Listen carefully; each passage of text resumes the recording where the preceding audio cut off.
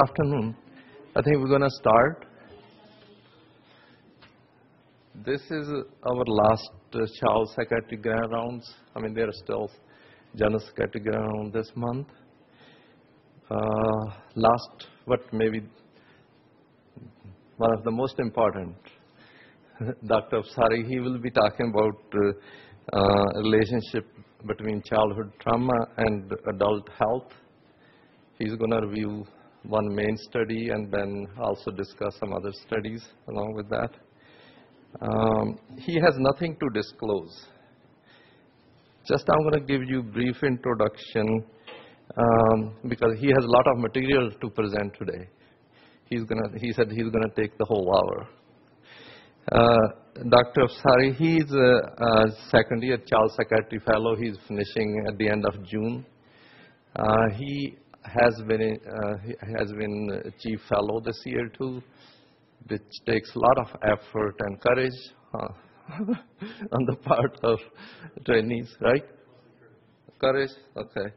But he has to juggle, all the training responsibility, his training, other people's training, and also he has, young kids. And as far as his background, he did his Doctor of Osteopathic Medicine from Toro University College of Osteopathic Medicine in California. And then he came to our program in general psychiatry. He did his general psychiatry residency. Then he joined the child psychiatry. And I think he is planning to stay in Tucson. That will be good for us and the community. And the other thing I was going to say, he recently published a book review in Orange Journal, which was last month. So if you want to look at it, it was a nice job he did. Okay, well, thank you.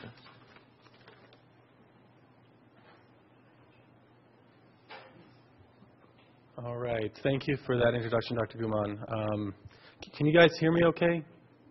Okay, good. When I took public speaking in high school, the one thing the teacher told me was talk slower than you think you're talking because you're going to rush, right? That's what they tell you. So I told my supervisor I'm going to do my grand rounds on early trauma affecting people throughout their lifespan. And his one piece of advice was, well, you better talk fast. So I'm kind of torn between talking slow and talking fast. But if I do rush, I want you guys to stop me because there is a lot of information. But please, if something's not making sense, go ahead and stop me because it makes no sense to keep going if things are confusing. So today I hope to touch on some important ideas about trauma. It's just the tip of the iceberg. We're only going to get so far today, but it can hopefully stimulate some of your thoughts, not only with your patients, but with people in general. So why study the effects of trauma? I mean, it's a big deal throughout the nation, throughout the country, obviously. Abuse, neglect, and various forms of trauma do affect people. We know that. For me personally, it helps me integrate concepts of development, behavior, and pathology. It also gives me some clues to the underlying factors of certain disease states. When I'm talking to a kid who has a traumatic past, it's really important to get into that to see how it might be affecting them as well as adults.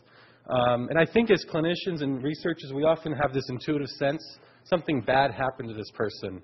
And I think we're very curious about that. So what made this person kind of get into these behaviors or get into these problems?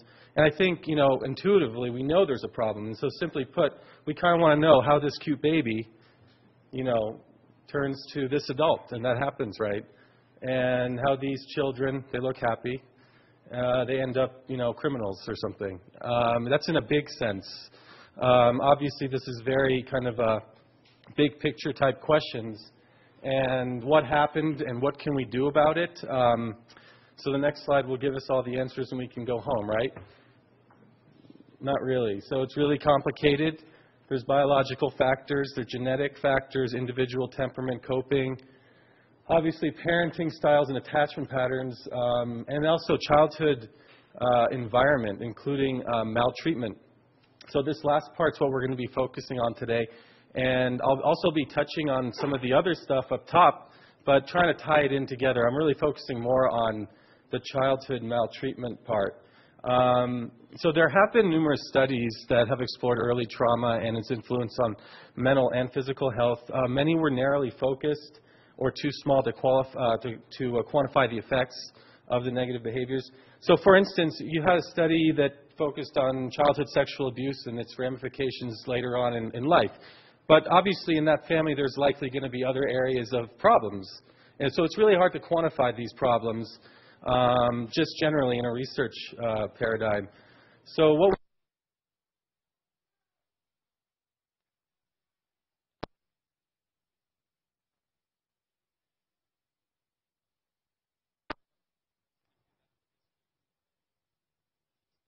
conceptualization of what is trauma, not only abuse and but other forms of kind of soft science,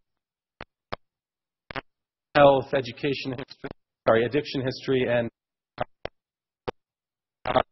there was a study done. That's what I'll be talking about. It's called the ACE study. It's over a decade-long study. It was carried out by the CDC and with collaboration with an HMO in California, Kaiser Permanente. You guys might have heard of Kaiser.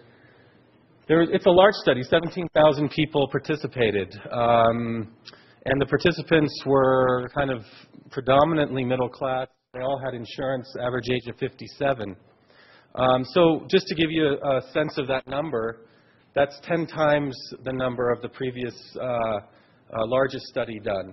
So the largest study done prior to this was in the more like 1,000 range.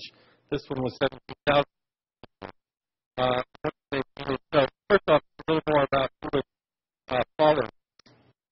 So these people are actually 80% white.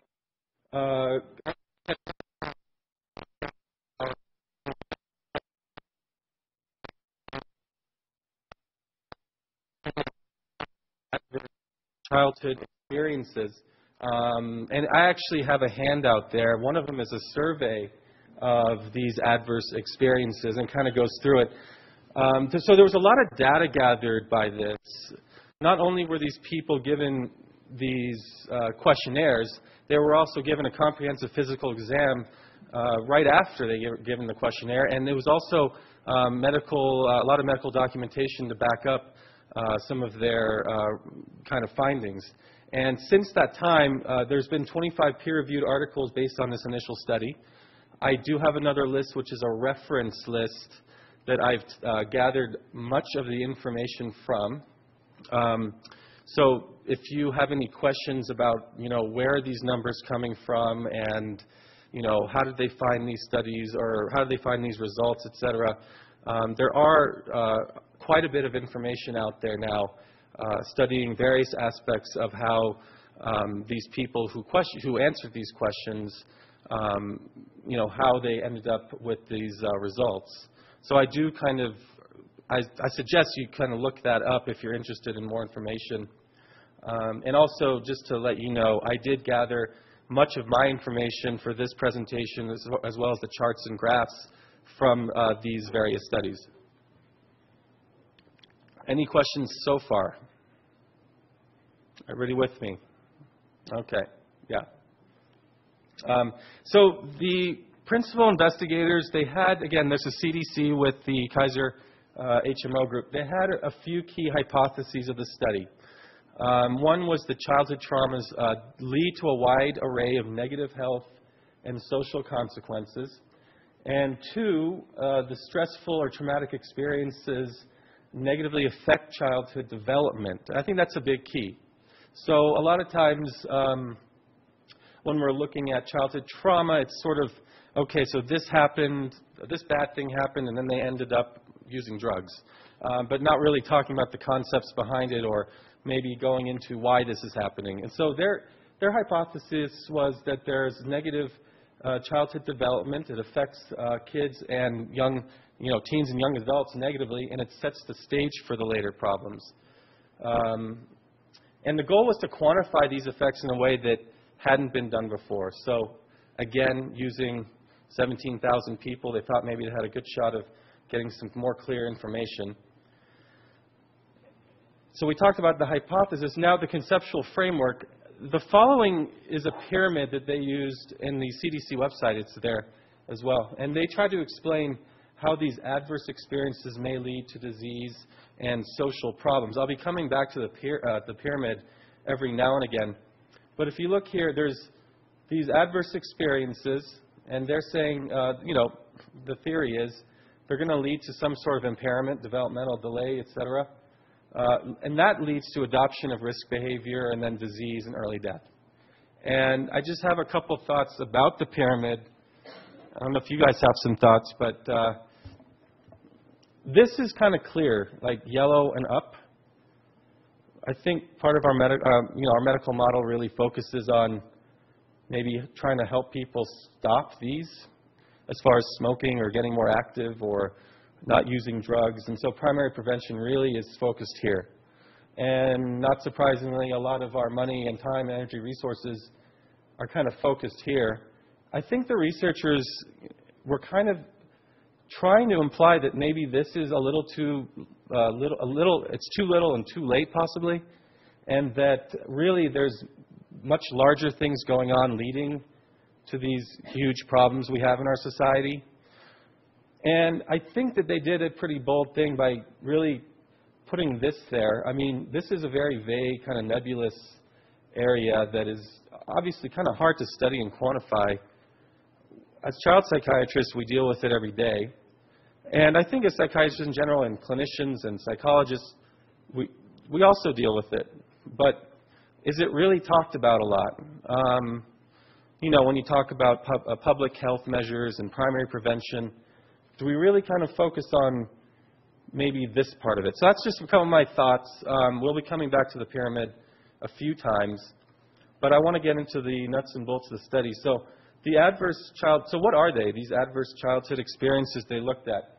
So really they fall in three domains. Again, I handed out the questionnaire, the survey. The three domains are abuse. So there's three questions really about abuse. There's neglect. And that's been commonly studied. A lot of people have done stuff like that, again, in smaller ways and different ways. But then, they really kind of incorporated these things that are sometimes difficult to quantify. And again, these are self-reports, so they're not going to be entirely accurate. But the goal was to get some information from these people about what was it like living at home? Did your parents fight a lot? Were they separated or divorced? Did one or both parents use drugs or alcohol? Were one of your parents in jail or prison? Was one of them depressed, or did they try to commit suicide or other types of mental illnesses? And they also talked about chronic illness. So they asked a lot of questions, and from these, they actually, it's not perfect, but they got a score. So everybody got a score. If you answered questions, this one, let's say, and these two, then you got a 3. If you had none of these, your ACE score, they call it, you got a 0. You had all of them, you get a 10, right? So that's how they're doing it. And again, the model might not be perfect, but I think it was a pretty, interesting way of going about doing it. You're kind of limited in this type of study anyway, and so they figured, why not give it a shot and see what they get? Here's a sample excerpt from a study questionnaire. The full thing is I handed it out, but I just wanted to put a sample there just in case I wasn't able to get a hold of it. So they found a few things. One, that these ACE, adverse childhood experiences, are common. Then if you look at the most common ones, substance abuse in the household was 27%, physical abuse 28%, sexual abuse 21%. These numbers are actually quite in line with a lot of other studies they did prior. So they're not shocking to anybody. But they did, they do seem to me to be quite common. I was kind of surprised about sexual abuse, to be honest with you. It was like a really high number to me. And, one of the things that I thought about was the demographic was middle class. They had insurance. Half of them went to college. That's kind of surprising, actually. I was surprised by that number. And I guess substance abuse, 27%, I shouldn't be surprised, and maybe I still was. And you would imagine, one kind of can think maybe it's even low on the low end, given the sociodemographics. So it's potentially maybe even higher. What they did was they kind of figured out, okay, how many people had a score of 0? So a third. A third grew up without any of these things. It's actually pretty good. And then 2/3 had at least one. And if you look here, 1, 2, 3, 4 more. 4 more is quite high, actually. 17%, 1 out of 6 people surveyed had 4 or more of these adverse experiences. I thought that was pretty surprising to me. I don't know what you guys think, but maybe you can share that with me or later. Again, the key findings. So they're common. They're common. They tend to occur in clusters rather than occurring on their own. So if you answered 1, yes to one of them, you had 3/4 of a chance that you had another one. Okay? And then there was a strong and graded relationship to numerous health, social, and behavioral problems. That's what their kind of findings were. And that's what we're going to get into a little bit. So let's go into this. We're not going to get too much in depth into this green section. This is the trickiest one, but we'll talk a little bit about it. So what they did find was this, there was a strong relationship between ACE score and some psychiatric disorders. Some of it quite surprising. Depression throughout the life, about 50% said that they had experienced a depressive episode with a score of 4. And about, I think it's 13 or 14 was with 0. And if you look at it, the interesting thing is, look at that. It's almost linear, which is pretty neat. I don't know. I mean, it kind of says maybe there's something here. And then with the suicide rate, this was kind of interesting. It was fairly low, obviously. Almost 20% had attempted suicide with a score of 4 or more, 20%. And a little bit more on that. There was actually a JAMA article that really talked about that, 2001. And if you look here, 0 is the baseline. Go down the list. A score of 7, 31 times more likely to attempt suicide. I don't know what you guys think. I think that's pretty surprising. And it's a pretty, linear increase. It gets really exponential over here. It's kind of helped me a little bit when I'm dealing with certain situations, either in the emergency room or otherwise. I'm always concerned, but I see somebody like that, and I'm really kind of, not panicked, but I'm really worried. Something might, they might try to do something if they're telling me they're thinking about it. So I think that this is a really important slide to look at, generally.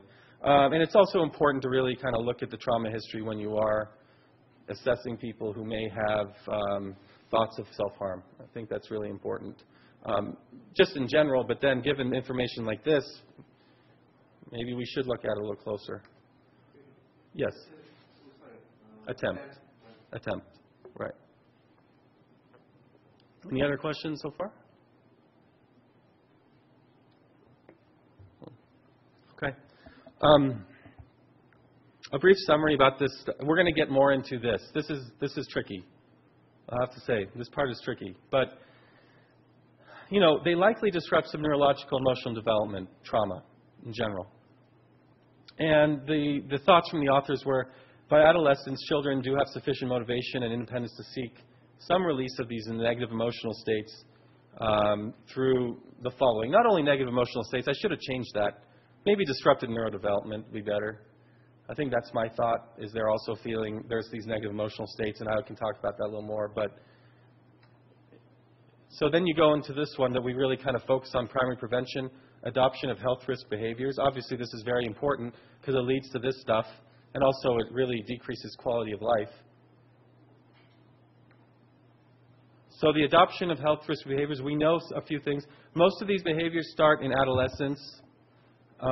They include alcohol abuse, sexual promiscuity, using psychoactive materials, including tobacco and illicit drug use, overeating, delinquent behaviors.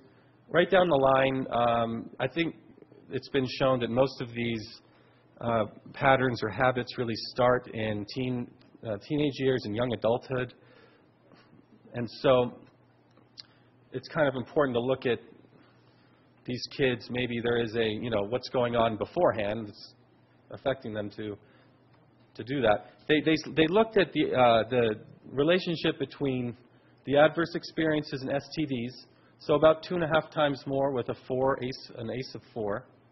This is similar to the HIV graph.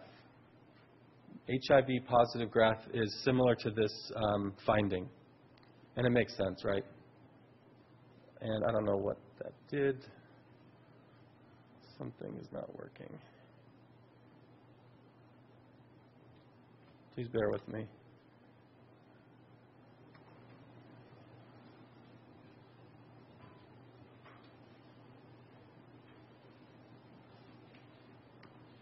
Is there anybody from the tech support?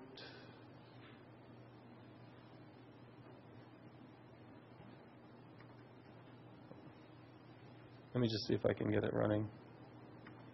Okay, we're back, I think. Okay, so we're talking about the STDs. There is an increase quite a bit. If you look at, this is really, I thought, interesting. Males with an ACE score of 6 are 46 times more likely to become IV drug users.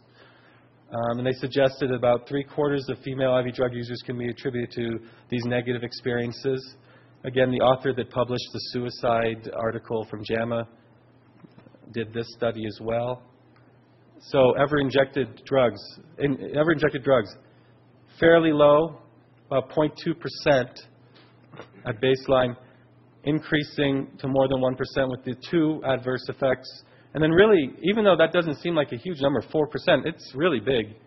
It's 40 some odd times bigger than if you had none. Current smoking as an adult also showed an increase.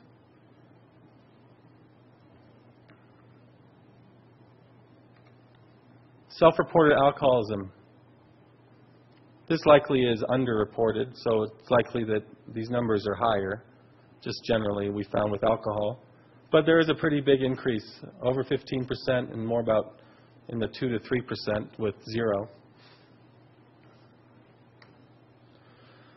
So a little bit of a summary on these high-risk behaviors. Again, this is kind of my thought here. They're likely driven to some extent by underlying trauma, which leads to depression, anxiety, shame, guilt, and feelings of worthlessness. That's my kind of, I don't know, thoughts on it, as well as disrupted neurodevelopment. They do usually start in adolescence and young adulthood. So these two things here are a little controversial, but I think it's important to mention. So we can look at addiction in several ways. I mean, maladaptive coping styles, patterns of behavior that are irrational, whatnot. But if you look at it in this light, it may be viewed at least partly as a personal solution to overwhelming negative emotional states. I see a lot of blank stares. I don't know. I mean, that's a little bit, I think it's fair to say that that's possible. And viewed in this way, what appears to be reckless and irrational behaviors may have an underlying purpose. So trying to get rid of these feelings that are maybe garnered from these horrible experiences that they had in childhood, in their family, etc. So it kind of makes sense. Maybe by teenage years you say, well, I just want to feel better. That's a personal solution.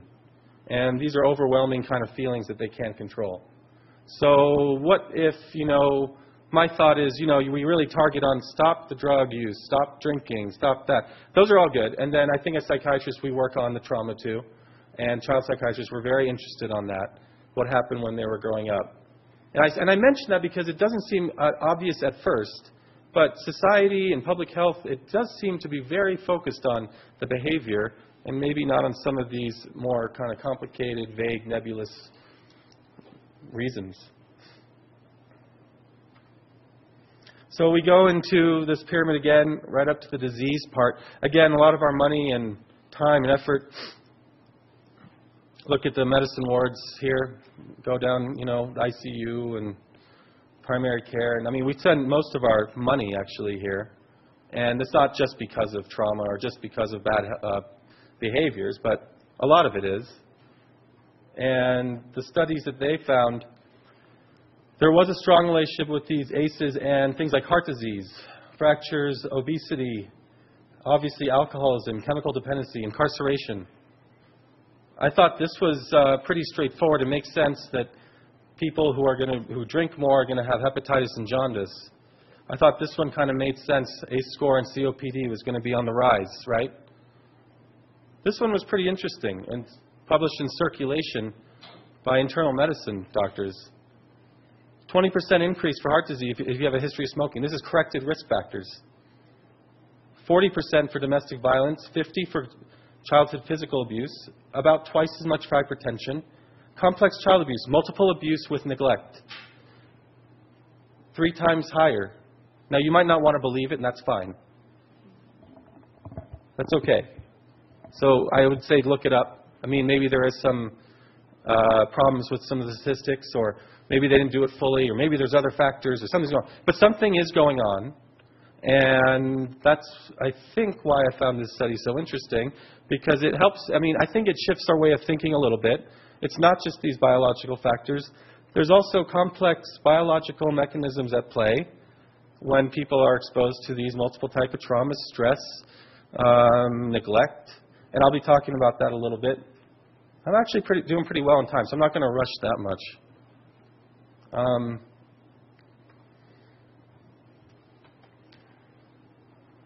Disease, disability, ACEs are major. This is what the study authors kind of concluded, and I think this is fair.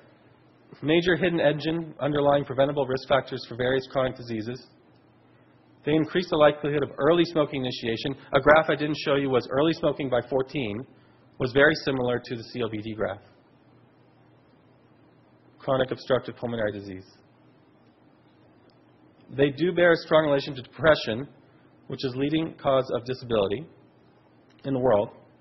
And they may play as strong a role in chronic medical disease and disability as other more commonly studied culprits. Again, I'm saying that. It's a big thing. And I think it's one of those things that, in general, our medical model is kind of not equipped to deal with yet. But I think the picture is showing that they are very, very important factors in chronic illness and also with disease, psychopathology throughout the life. So we really focus a lot on obesity, physical activity, cholesterol, smoking. But then do we really focus a lot on what happens with kids, young kids in their homes, broken families? We do, but enough is enough. I mean, do we do enough, I guess, is the question. And maybe we're not doing enough. Early death. So makes sense, you're going to have all these problems. There is a correlation with adverse experiences and early death. This was recently published, 2009. It's on the reference. It's shown that there is a statistically significant relationship. Average age of death is about 79 with an ACE of 0. And they found with ACE of 6, it's about 61. And it's fairly linear. So an ACE of 1 is going to be, I think it was 76. ACE of 2 was 73. ACE of 4 was something like 67. All the way down to, 61. 61. Questions?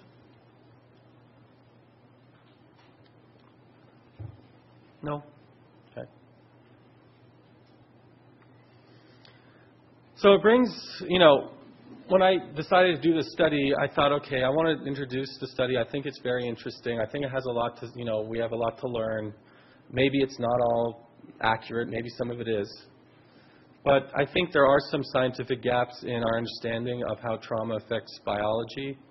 I don't think we know the full story. So I'll try my best to kind of hit on some important topics without, boring you, but because some of it can be a little bit, I don't want to get into too much of the details, but I think there is a picture emerging that I'd like to share. So, neuroscience, the research has linked childhood maltreatment to long-term changes in brain structure and function. That has been a link. It's been shown.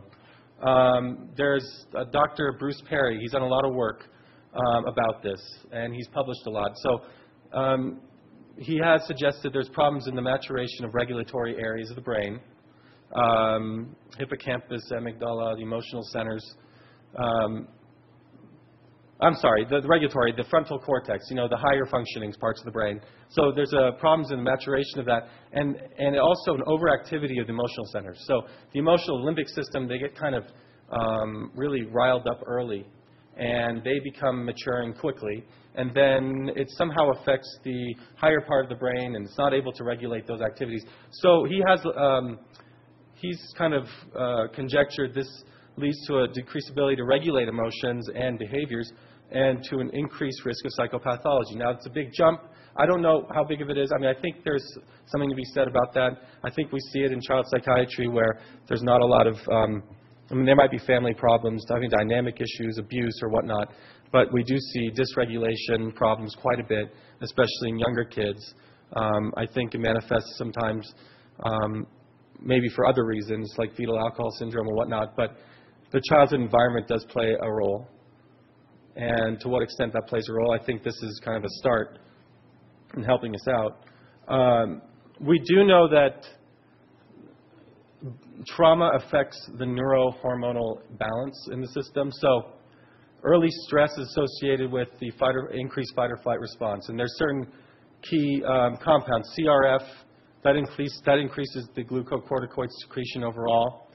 And the CRF has been implicated in inhibiting serotonin in the brain. So those studies have been done, and as well as increasing catecholamine release in the brain. So what that tells us is that it might play a role in the development of depression and certain anxiety disorders. Now, I think the jury's still out on it. We don't know enough about it, but it's certainly something to think about.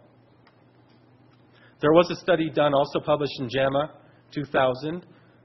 Findings of increased stress hormones in adult survivors of child abuse were consistent with prior animal studies that showed markedly high levels of CRF, ACTH, and cortisol in traumatized lab subjects.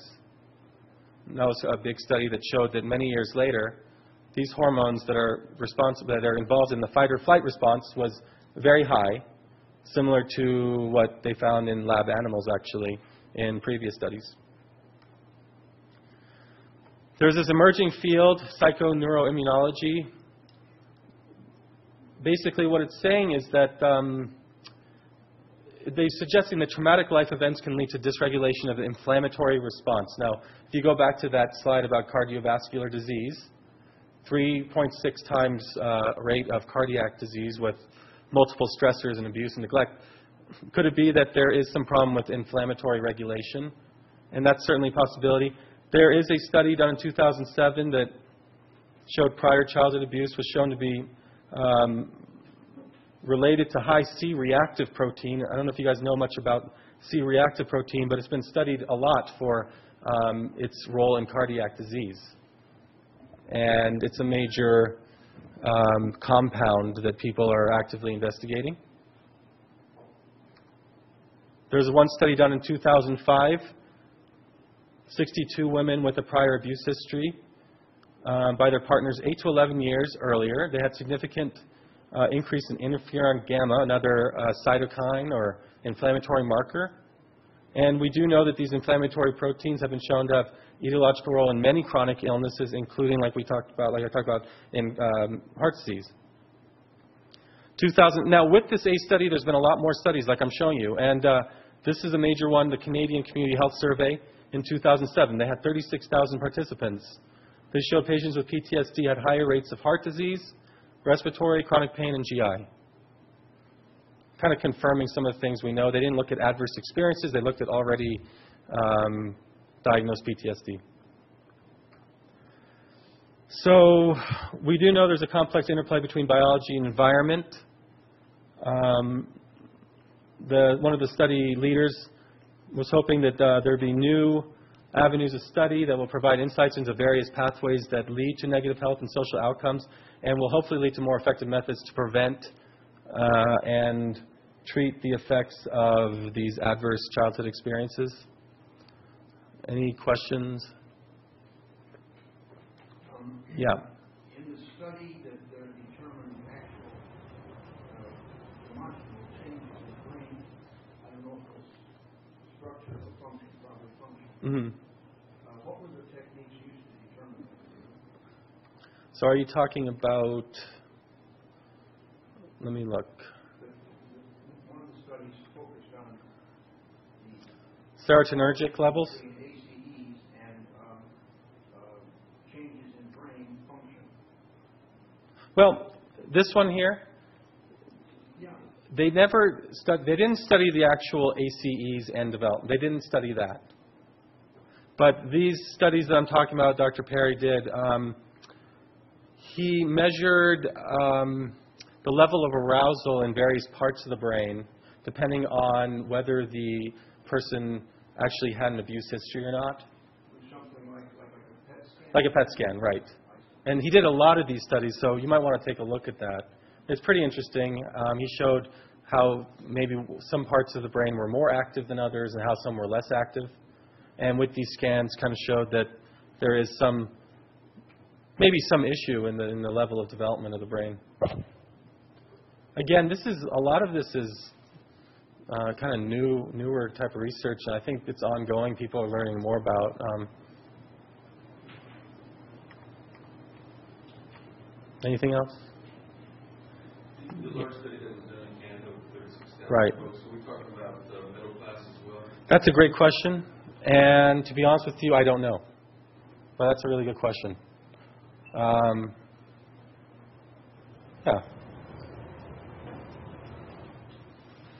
Yeah, I don't know that question. I don't know the answer.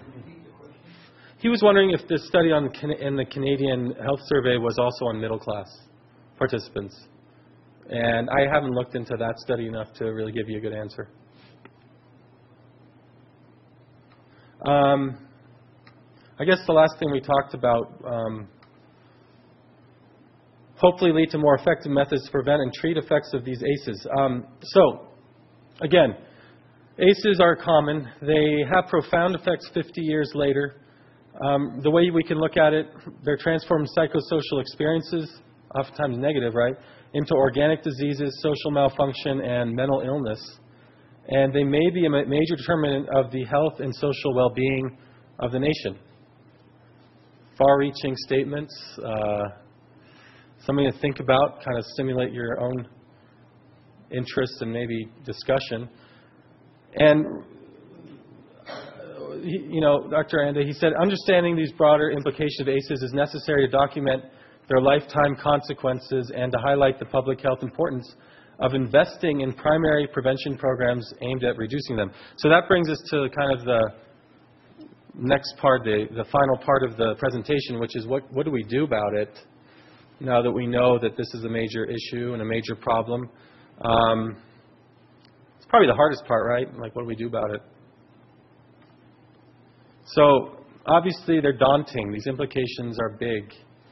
It's not like you can just go and, stop child abuse or stop neglect or stop parents from using drugs. You can try. And I think that's what the whole point is. Maybe we have to try a little harder and shift our focus a little bit.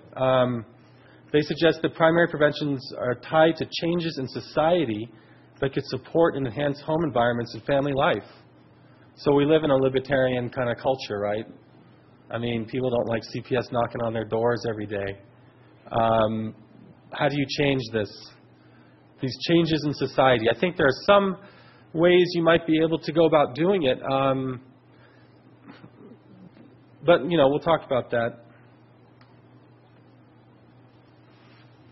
Well, I suppose a big program of public information about this. I think you're right, too.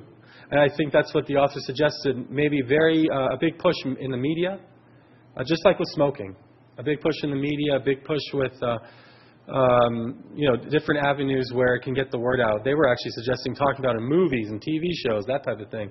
I mean, those are big kind of, maybe that'll happen down the road. What do we do initially? So public health responses, interventions addressing these behaviors are likely to be more effective if ACEs are acknowledged and addressed through both prevention and treatment efforts. So, when you're treating a 17-year-old who started using heroin, I think most of us who are in this line of work, we're very wary that there's probably a lot of negative experiences this kid may have had in their life and trying to deal with that. Not only the behavior, but the emotional states behind their behavior and how they're dealing with traumatic influences that have happened many years ago or are still occurring. And, I think when you talk about substance abuse treatment, I think that's the shift right now. We're going towards more of a trauma-based treatment model in treating kids and adults with addiction. So this has just been in the last, I think, 20 to 30 years, there's been more emphasis on this. So, again, what can we do? Dr. Guman, my supervisor, she says she wants to know what she can do, right? Because it's kind of like, well, now what? So you can start by increased screening. That's one thing we can do. So people that come in, maybe we give them a survey, or maybe that needs to be happening in more places, various shelters or community agencies. Maybe people need to be aware that a lot of these kids and teens and adults have been dealing with trauma in their life. It's important to have a high level of suspicion. This is very important. High level of suspicion of additional adverse experiences in individuals with known negative exposures. So you have one, you know that. So you have no excuse of letting the others go. There really isn't. I mean, somebody has been dealt some sort of traumatic event. You really need to have your guard up that there's other issues going on in that family, in that life, based on not only this study but others. So that may lead to earlier and improved treatment. May. Hopefully it does. If you screen a little better, if you screen more vigilantly, you might get kids, and not only kids, but their caregivers. That's important. So I've shifted a little bit of my focus when I'm dealing with this. Sometimes I really am pushing the mom. I'm really pushing the foster parent. They need to get their help. They need to get their treatment. I used to not do that, actually. So it shifted some things, not only with suicide assessment, but, single parent. They're going to be overstressed. There might be things in their life. There might be drugs and alcohol. There might be their own domestic violence. There might be a lot of things. So they need to get in and see their own therapist, psychiatrist, doctor, see how they can improve what they're going through and hopefully help what the kids are going through and the family. So increased education, like you were talking about, right? It needs to take place across numerous professions and social service systems. So getting the word out, awareness, education. Importance of physicians and providers in addressing underlying trauma and adverse experiences in addition to disease. And this is very hard. This is more about, how much time and effort and do primary practice, primary care doctors. I mean, this is one of those things that we need to educate maybe some of the general medicine too, and collaboration with psychiatry and pediatrics that might help. Importance of the biopsychosocial approach to health. So we do that here in this department, really focus on biological factors, psychological factors, social factors. This can give us a better understanding of if there is trauma and to what extent there is trauma, what the family life is like, getting a more holistic kind of approach as to how to treat this situation rather than, well, okay, let's, treat, you're depressed, here's some Zoloft or something. And I guess if there's one thing I learned in the program is don't do that.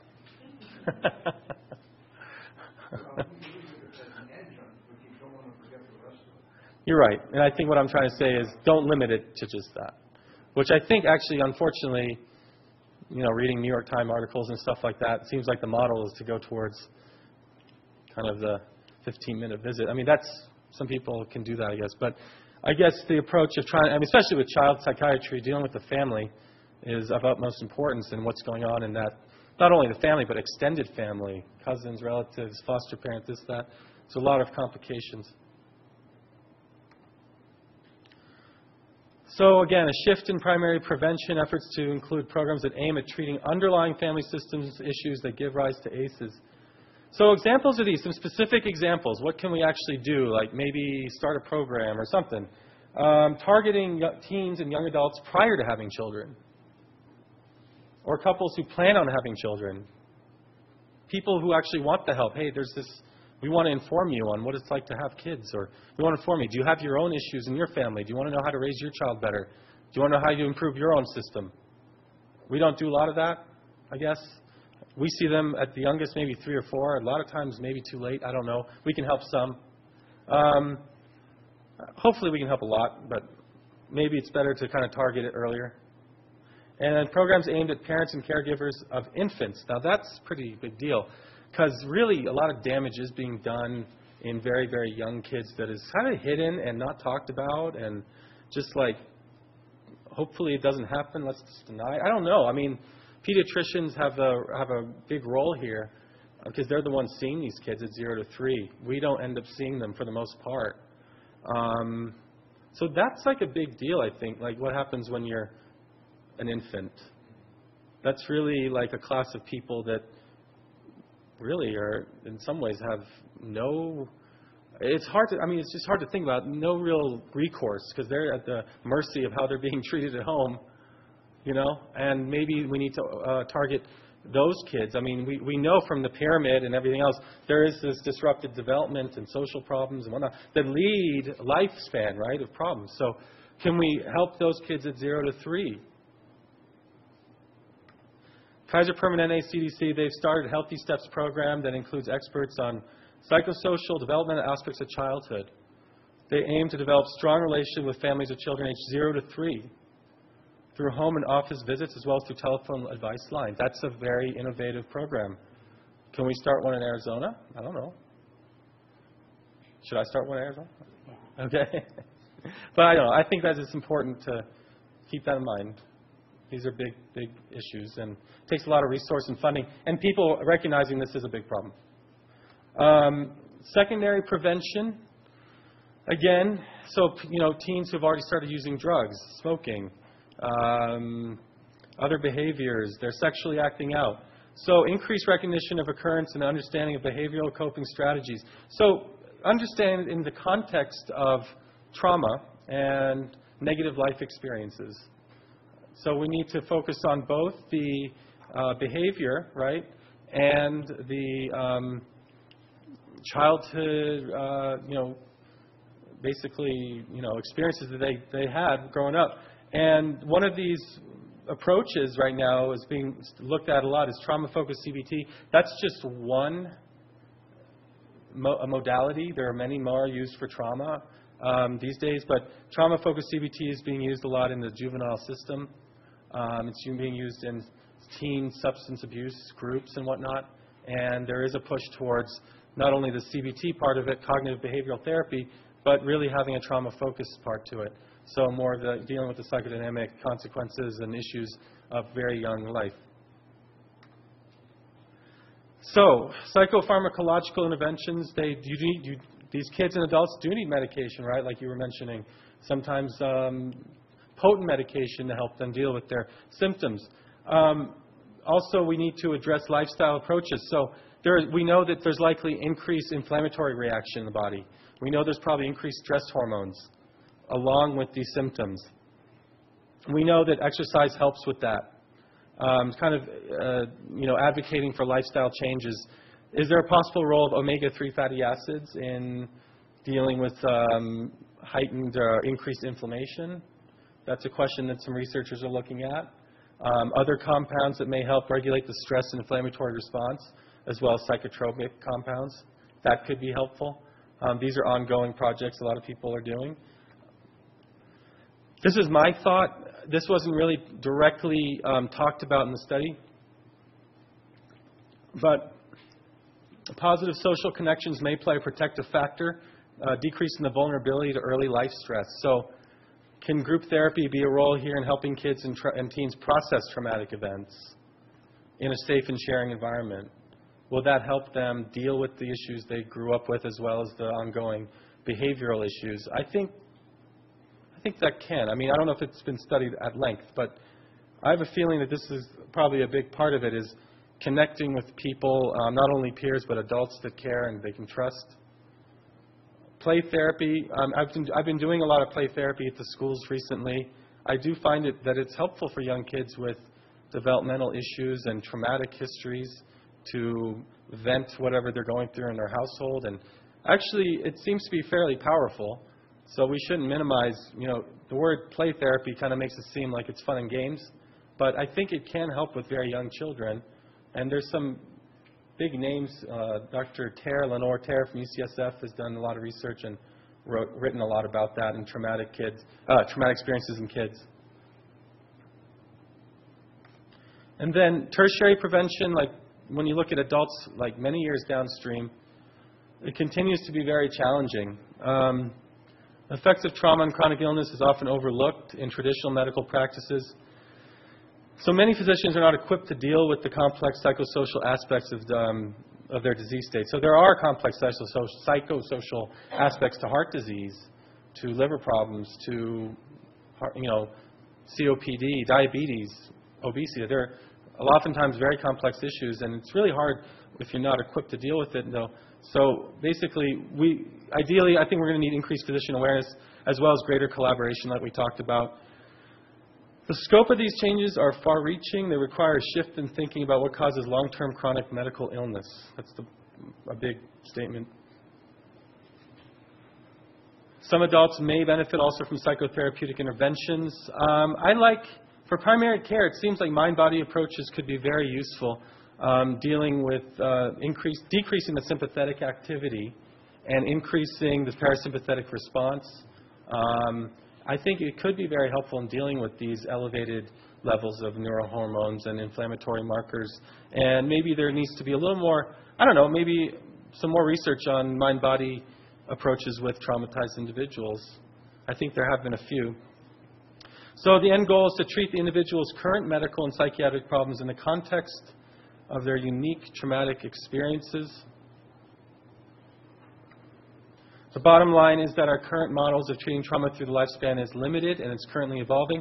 Again, like I said in the very beginning, this is the tip of the iceberg, and future treatments will likely be modified through the lifespan to target the most salient aspects of their negative consequences. So throughout the lifespan, people are going to be dealing with different issues at different times, and that's going to be complicated too. Like, what do you work with a 10-year-old versus a 35-year-old, or a 68-year-old versus a 27? They're all going to be a little bit more kind of individualized depending on what they need at that time. Final thoughts: the magnitude of the difficulty of introducing the requisite changes into medical and public health research, education practice can be offset only by the magnitude of the implications that these changes have for improving the health of the nation. And a final thought is that the solution to adult problems tomorrow depends on large measure on how our children grow up today, and I believe that. So thank you for your time. Any questions?